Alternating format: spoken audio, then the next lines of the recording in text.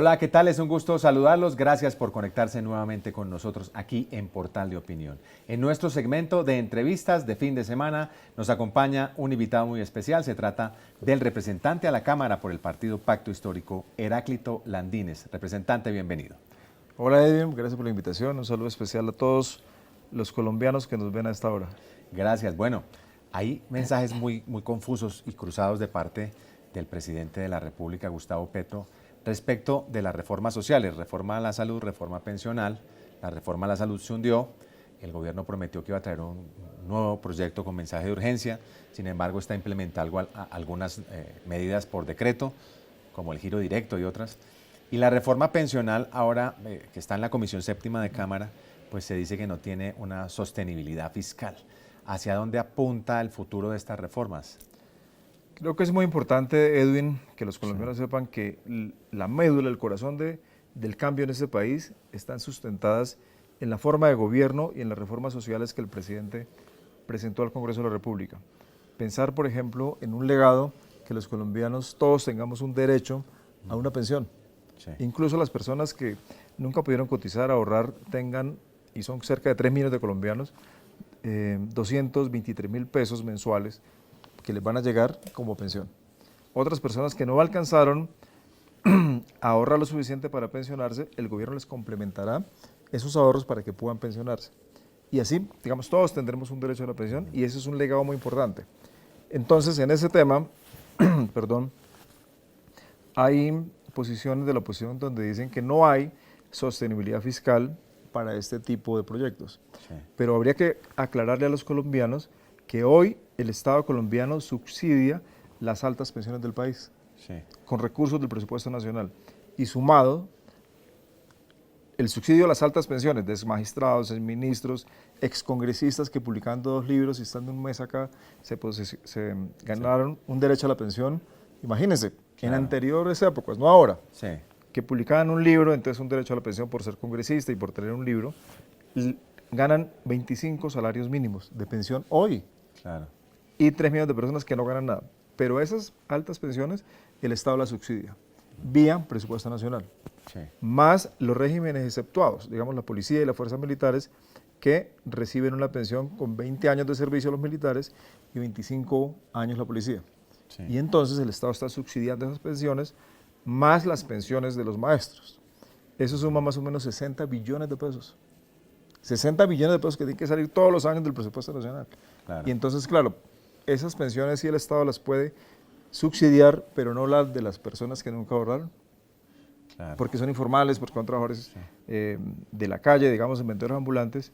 ¿Y por qué no podemos subsidiar a unas personas que el Estado les va a dar 223.000 pesos mensuales? Sí.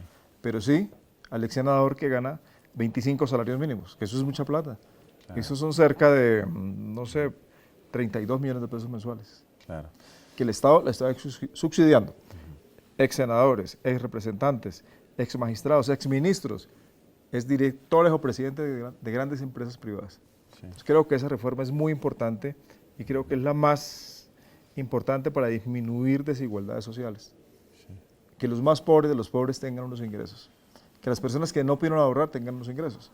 Que el viejito que no tiene familia o está solo reciba 223.000 pesos para que haga un mercado en la tienda de la esquina. Claro. Es un legado importante, Edwin. Sí, sí. No, y eso lo entendemos todos los colombianos, pero lo que no hay en el fondo es, primero, tiempo para aprobarla. Es decir, el Congreso se le acabó el tiempo, ya no quedaría para este periodo. Hay quienes dicen que se podría implementar vía decretos. ¿Cómo se va a sacar adelante esto? No, esta es una reforma legal que tiene que hacerse. Sí. La próxima semana debe discutirse en Comisión Séptima de Cámara, sí, de lunes a miércoles, en comisión. Sí. Después de que se apruebe en comisión, tiene 8 días para aprobarse en la plenaria de Cámara. Sí. Es decir, estamos hoy a un mes de terminarla, más o menos, en un mes. Se vence el 20 de julio la legislatura y tenemos los tiempos suficientes para que se apruebe en Cámara. 8 días después, transcurridos 8 días después, debe comenzar la discusión en plenaria de Cámara y aprobarse. Sí. Y siendo una ley ordinaria, podría convocarse a sesiones extraordinarias para, si nos faltan unos días, un tiempo, se aprueben esos días de sesiones extraordinarias. Claro que sí. Otro tema, doctor Heráclito Landines. Los mensajes que ha hecho públicamente el presidente de la República sobre una Asamblea Nacional Constituyente de origen popular, ahora un referendo constitucional, ¿eso hacia dónde apunta y si él seguramente quiere, como dicen sus opositores, perpetuarse en el poder? Sí, el presidente de la República siempre ha manifestado públicamente que él es un defensor de la Constitución del 91, que él es un defensor de la democracia, pero sobre todo de la soberanía popular, es decir, el poder popular que reside en el pueblo, en los colombianos. Y él ha hablado de hacer un proceso constituyente para discutir los grandes problemas del país y, si es necesidad, hacer unos ajustes. Sí. También ha hablado de un acuerdo nacional y en las últimas semanas ha hablado de, vía referendo, aprobar algunas iniciativas. Es decir, unas normas que tendrían que ir a la aprobación de las personas, de los ciudadanos colombianos. Sí. Pero, Edwin, estos tres planteamientos están enmarcados en la Constitución Política del 91. Sí. Es decir, en el marco constitucional y legal colombiano. Sí. No hay nada por fuera. Sí. Es decir, no hay nada que desborde la legislación colombiana. Para algunos pueden decir, no, pero esto es sobra. Hablar de cambiar la Constitución del 91, hablar de referendo, hablar del poder constituyente es hablar de la democracia en Colombia. Sí. No hay nada por fuera.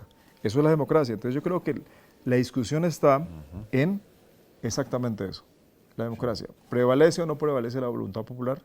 ¿Prevalece o no prevalece la decisión de los colombianos o es la decisión de algunos pocos? Yo creo que es la decisión de la mayoría de los colombianos.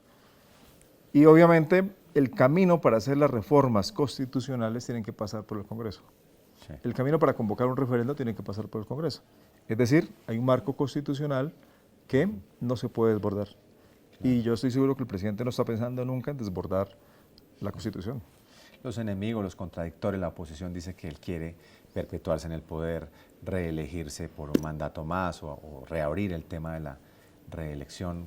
¿Eso no está en la agenda? No, los opositores desde el primer día, incluso antes de la oposición, siempre han dicho que Petro se va a perpetuar en el poder. Sí. Y eso no es cierto. Hablan más con la intención de generar su sobra o de generar un mal ambiente. Los enemigos del presidente, como por ejemplo, enemigos políticos hablo, sí. Pacho Santos, el vicepresidente de la República, habló que había que sacar al presidente como fuera del gobierno. Sí. Al presidente Petro, al presidente elegido por 4 años. Sí. Y un ex general del ejército habló en una manifestación aquí en la Plaza de Bolívar diciendo que tenemos que defenestrar al presidente de la República, es decir, sacarlo a la fuerza del cargo. Claro. Entonces fíjense, quién está hablando de romper el marco constitucional es la oposición, sí. No el presidente Gustavo Petro. Es decir, nadie en este país puede decirle al presidente, tiene que irse antes del 7 de agosto del año 2026, nadie, porque eso es ir en contra de la democracia y en contra de la Constitución. Claro. El presidente terminará su periodo y deberá irse, pero no hay hoy, y yo no lo veo así, ningún interés del presidente de la República, ningún interés del pacto histórico de que el presidente de la República vaya más allá del 7 de agosto de 2026, es decir, que se perpetúe en el poder. Porque estamos en una democracia con elecciones periódicas, libres, con libertad para los ciudadanos, a los medios de comunicación, estamos en una democracia. Claro. Y el presidente de la República es un demócrata, y lo ha demostrado siempre. Todo este escándalo alrededor de la Unidad Nacional de Gestión de Riesgo, en donde se menciona al presidente de la Cámara, del Senado, a una consejera presidencial, ¿esto impacta la gobernabilidad? ¿Esto va a afectar el trámite de estas reformas sociales, la de salud, la pensional y otras que vengan aquí en el Congreso de la República? Sí, en ese caso tiene que funcionar el Estado colombiano. Y cuando hablo del Estado colombiano significa separación de los poderes públicos. El presidente de la República ya hizo lo que le correspondía a él como presidente, que fue sacar de los cargos a las personas involucradas en el escándalo. Sacar al presidente, a la asesora, que era la consejera presidencial para las regiones, la sacó del cargo. Sacar al director de la Unidad de Gestión del Riesgo, lo sacó del cargo, y a otros funcionarios. Es decir, los separó de sus cargos. Y ahí están las denuncias que hizo un exfuncionario de esta unidad. Lo que ahora tiene que actuar es la rama judicial de este país, la Fiscalía, investigar a los servidores públicos que no fueron elegidos por voto popular y llevarlos ante los jueces. A ellos que denunciaron los hechos de corrupción, a los corruptos, según encuentre la Fiscalía, y a los corruptores, es decir, a quienes se prestaron para hacer esas artimañas para robarse la plata pública. Y a los congresistas involucrados o mencionados en el escándalo, la Sala de Instrucción Penal de la Corte Suprema de Justicia, adelantar la investigación y llevarlos a juicio, si encuentra el mérito, pero tienen que actuar. Tienen que actuar. Pero hay algo más, Edwin. Usted dice que este gobierno se presentaron estos hechos. Sí. Seguramente en muchos gobiernos se han presentado estos hechos, pero en este gobierno el presidente no encubre a nadie, el presidente mismo lo separó de sus cargos y hay algo adicional. Este es el gobierno que ha estado más bajo los reflectores de los medios, de los gremios, de otros actores políticos para ver qué está haciendo. Y eso está muy bien, porque eso es transparencia de la gestión pública, pero sobre todo que se encuentren a los responsables de estos hechos denunciados de corrupción. Sí. Eso ayuda mucho, que los medios estén ahí, que los gremios, pero ahora que la justicia actúe, y encuentre los responsables. ¿Y esto no impacta un poco la agenda legislativa? Es decir, que hay temor entre los congresistas, quienes están entre la lista de los 30, hay muchos que pueden estar un poco asustados porque votaron o no votaron, y de aquí en adelante, si eso impacta esas votaciones que restan, sobre todo para las reformas, la reforma pensional. No, yo creo que obviamente eso afecta el ambiente político del país. Sí. Y eso no está bien que ocurran estos hechos y por eso la justicia debe actuar. Que haya congresistas, yo creo que es bueno que saquen las denuncias sobre todos los congresistas y que la Corte Suprema actúe. Porque no podemos nosotros, sobre cualquier hecho que se presente, entonces el Congreso dejar de hacer su tarea. Sí. Porque estaríamos en dos terribles situaciones. Uno, congresistas involucrados en hechos de corrupción y el Congreso parado porque están denunciados algunos congresistas. Creo que es todo lo contrario. El Congreso tiene que actuar y hacer su tarea, que es legislar, que es hacer las leyes, que es hacer control político. Tiene que hacer su tarea. No podemos decir entonces, claro, que porque hay una fiscal en un momento involucrada en algunos hechos, o un ministro, o un consejero presidencial, entonces la rama judicial se bloquea, no hace su tarea, o que el Ejecutivo deja de gobernar. Claro. Creo que cada rama del poder público tiene que actuar según su competencia, y más ahora el Congreso, que algunos congresistas pudieran estar investigados por estos hechos de corrupción. Sí, señor. Bueno, el presidente también habla de golpe blando. Él dice, me quieren sacar del poder, la teoría del golpe blando, la investigación que adelantan 2 magistrados del Consejo Electoral sobre la campaña presidencial, y eso a dónde nos lleva, qué hay detrás de la teoría del golpe blando, y si no es competencia del Consejo Electoral investigar los recursos que manejaron las campañas, ¿a quién le correspondería investigar eso? Sí, en los 70 y en los 60 en América Latina habían golpes de Estado, que eran golpes militares, que a la fuerza, de facto, de hecho, se tomaban el poder y apartaban las autoridades civiles elegidas popularmente. Pasó en Chile. Pero ahora en Chile, pasó en Uruguay, en Argentina, en Perú, en Colombia en los 50, con Gustavo Rojas Pinilla, en Venezuela con Marcos Pérez Jiménez, y entonces era un poder de facto, digamos.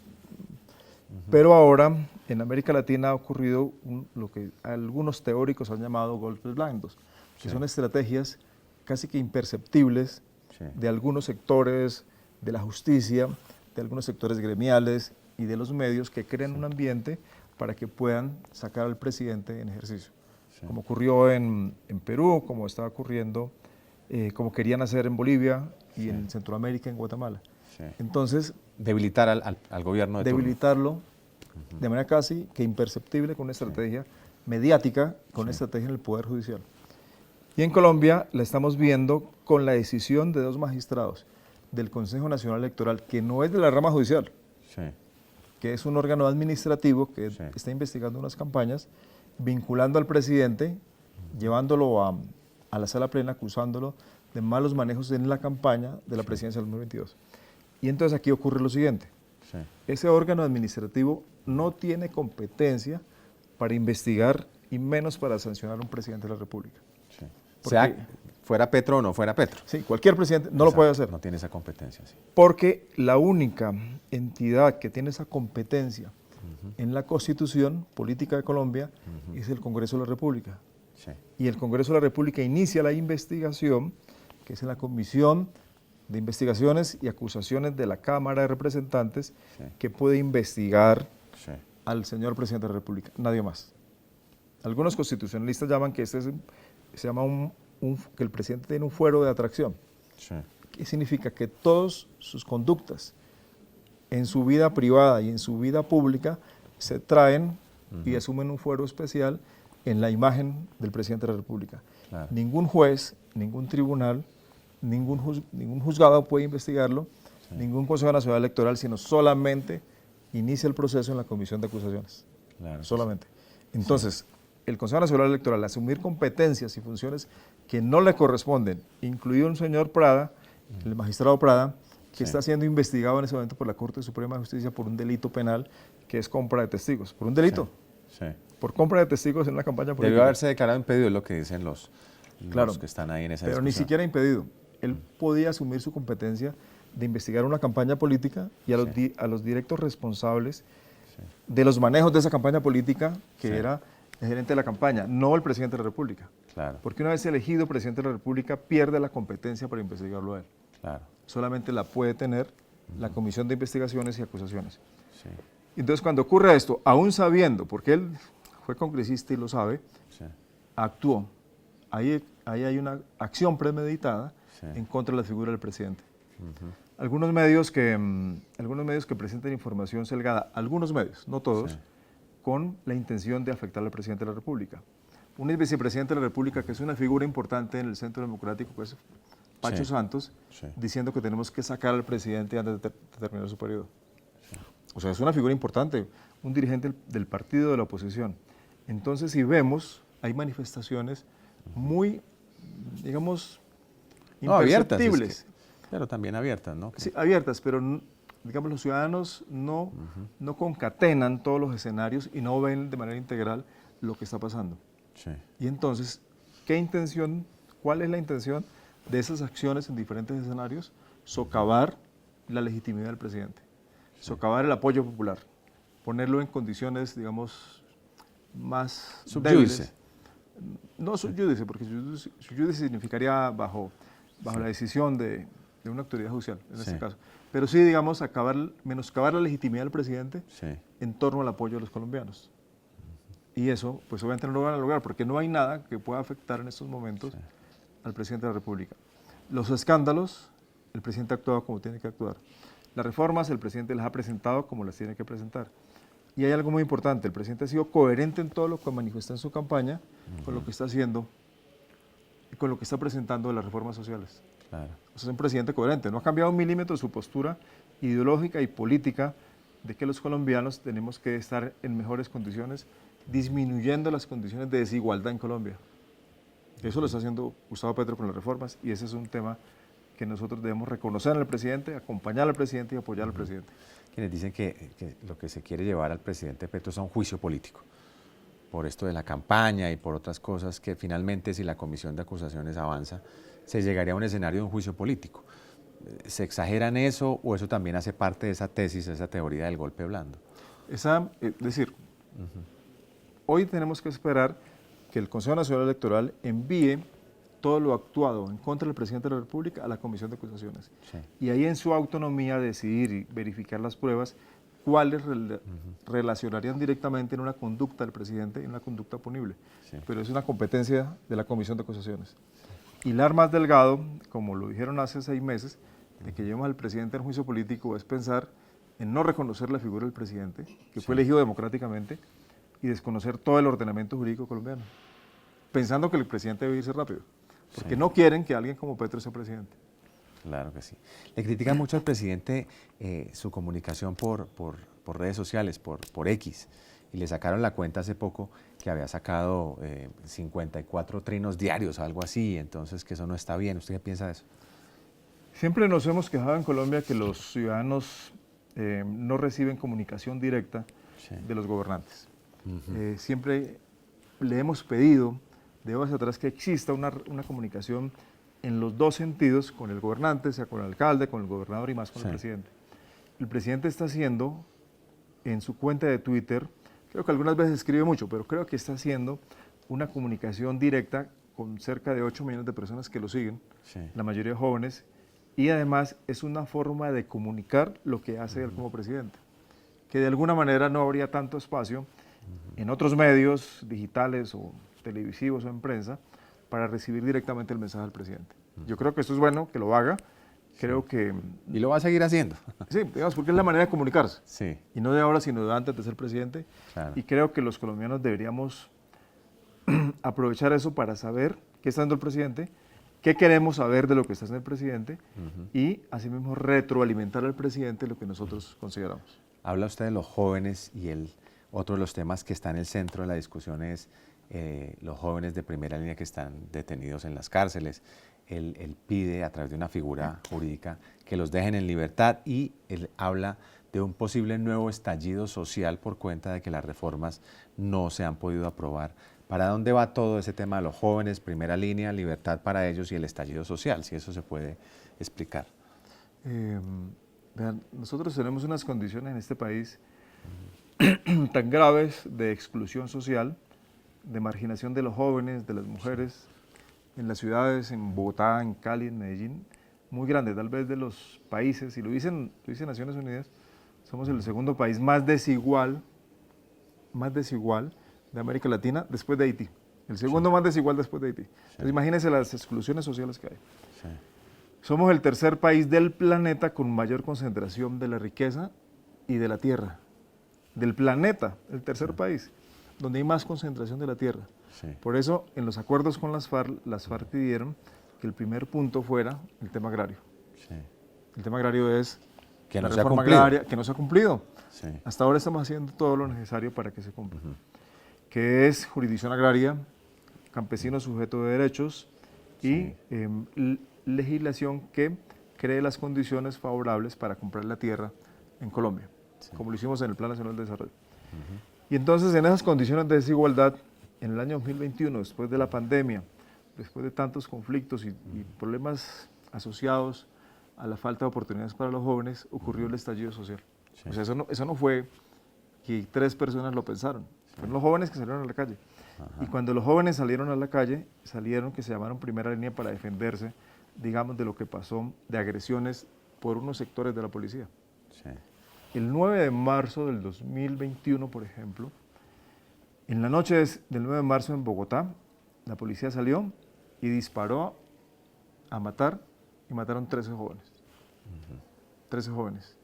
Y el presidente de la República de la época, Iván Duque, salió y se puso la chaqueta de la policía. No fue a mirar a las víctimas, no fue a acompañar a las familias de los jóvenes.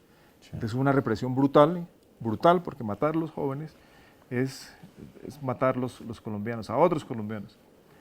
En esas manifestaciones perdieron un ojo 189 jóvenes. Es decir, la policía disparó con intención a la cara de los manifestantes, al cuerpo de los manifestantes, cuando dicen los protocolos de la policía que debe lanzarse a un ángulo, pero no al cuerpo de las personas, disuadir la manifestación, no atacar los cuerpos de los manifestantes. Y entonces creo que ahí existía un inconformismo social que explotó, que es el estallido social. Y entonces muchos jóvenes que salieron, que no eran delincuentes, sino jóvenes con inconformismos en este país, salieron a manifestarse.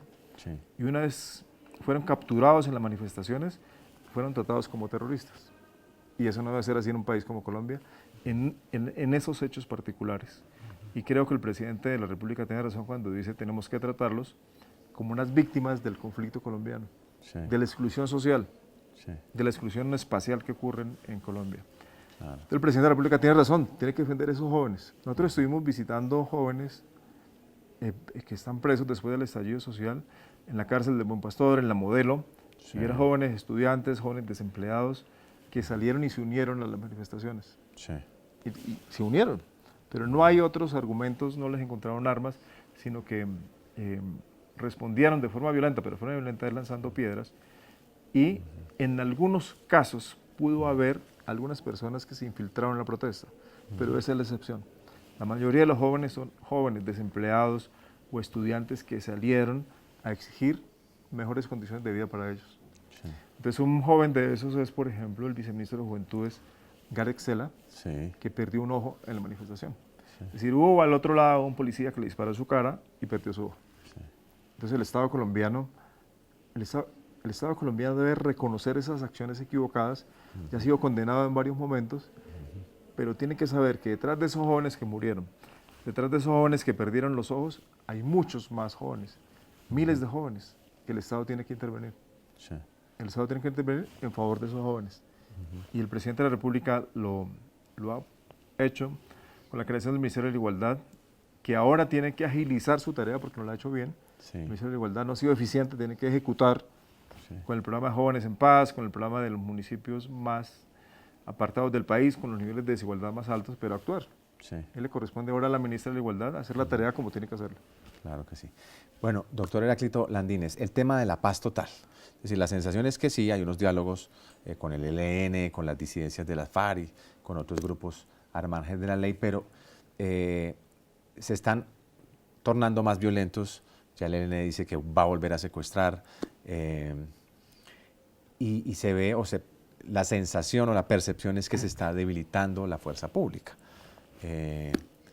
Y cada vez en las regiones se ve más violencia. Entonces, ¿se reconoce que hay un fracaso en esa política de paz o qué va a pasar ahí en ese tema? Ese es uno de los legados que debe dejar el presidente de la República, que es unos acuerdos con el ELN y con las disidencias de las FARC. Sí. Y creo que la decisión del presidente de seguir en la mesa, aún con muchos tropiezos, Sí. la decisión del presidente de suspender el alto el fuego bilateral en unos puntos específicos de Colombia, son decisiones responsables con lo que está pasando en el país. Sí. Sin embargo, la apuesta de construir la paz total y con estos grupos es una apuesta de convicción del presidente de la República, Sí. es decir, de apostar a la paz. Y todos los expertos en el tema de negociaciones de paz siempre han recomendado no levantarse de la mesa a pesar de los tropiezos. Sí. Con el ELN, desde que yo tengo memoria, de 1992, que iba en un proceso de paz, se levantó hace 30 años. Sí. Hace 32 años se levantó con el ELN porque secuestró a un exministro. Después se avanzó en los diálogos de Maguncia en la época de Samper, pero no se concluyeron. Sí. Se levantaron de la mesa igual por otro tropiezo. En las negociaciones de paz con el ELN del gobierno de Santos se avanzó y estuvo a punto de concretarse un cese al fuego, pero no se concretó. En este momento, este es el proceso con el ELN que más ha avanzado. Uno, hubo cese al fuego, bilateral, firmado. Dos, decidieron no secuestrar. Ahora estaban amenazando de volver a secuestrar, pero hoy sobre la mesa hay un acuerdo de no volver a secuestrar. Sí. Y hay posiciones claras desde el gobierno en que si retoma la vía del secuestro, es una equivocación para ellos y para el país, después de haber avanzado tanto. Lo que ahora tenemos en este país es que el ELN avance en la construcción de la paz, que sea responsable históricamente con ese país y actúe, igual que las disidencias de las FARC. Y creo que el presidente lo está haciendo. Y hay algo adicional que ayuda a avanzar en estos acuerdos de paz, que es la incautación de droga en el Pacífico, en el Caribe, que surge de esas zonas asociadas al conflicto, es decir, el Cauca, el Catatumbo, Nariño. Sí. Y al incautar la droga le estamos cortando flujos financieros hacia esos territorios, hacia los actores del conflicto, Sí. y además, todos lo hemos dicho, que es los dineros que llegan por la droga, por el narcotráfico, son el combustible del conflicto. Entonces, si no le llega estos recursos a estas organizaciones, tendrán menos beligerancia y por lo tanto bajarán la intensidad del combate.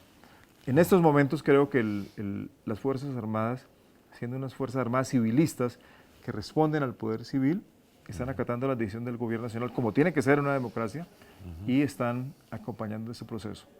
Sin embargo, donde se suspendió el cese al fuego, las Fuerzas Armadas están actuando. Y están actuando con toda su capacidad, las fuerzas militares en el ejército, de la Armada y de la Fuerza Aérea como tienen que ser. Están actuando. Y eso significa que no están debilitadas. Significa que cuentan con todo el apoyo del gobierno nacional, con todos los recursos necesarios y creo que vamos en buen camino. ¿Cómo va a jugar el pacto histórico para el 2026? ¿Van a tener candidato propio? ¿Van a hacer una coalición como está actualmente o se va a crear un solo partido? ¿Quiénes van a encabezar las listas para Senado y Cámara? ¿Cómo van a jugar para el 2026?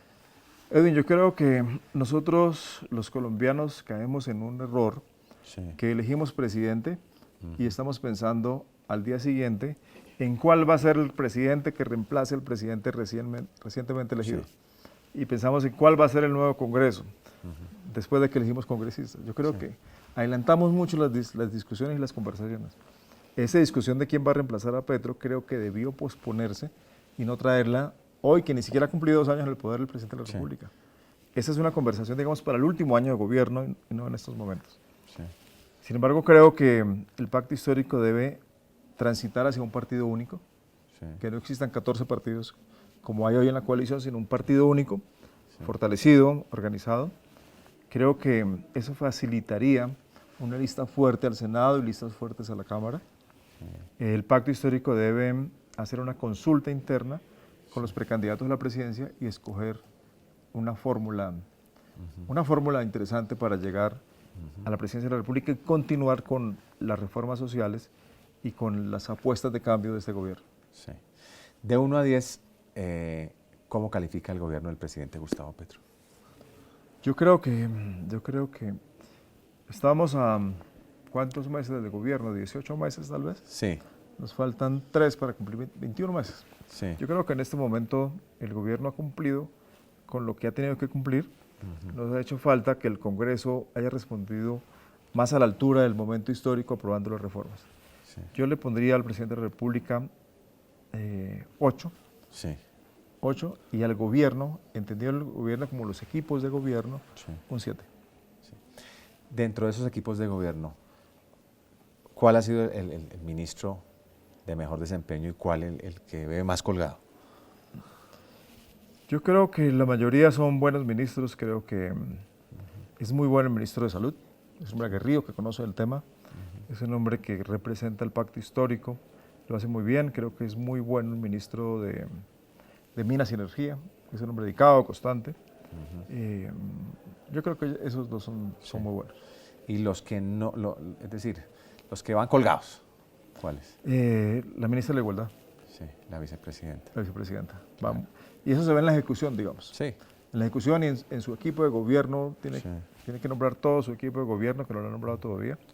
Creo que hay 3 ministros de 5, los demás son encargados. Creo que tiene que...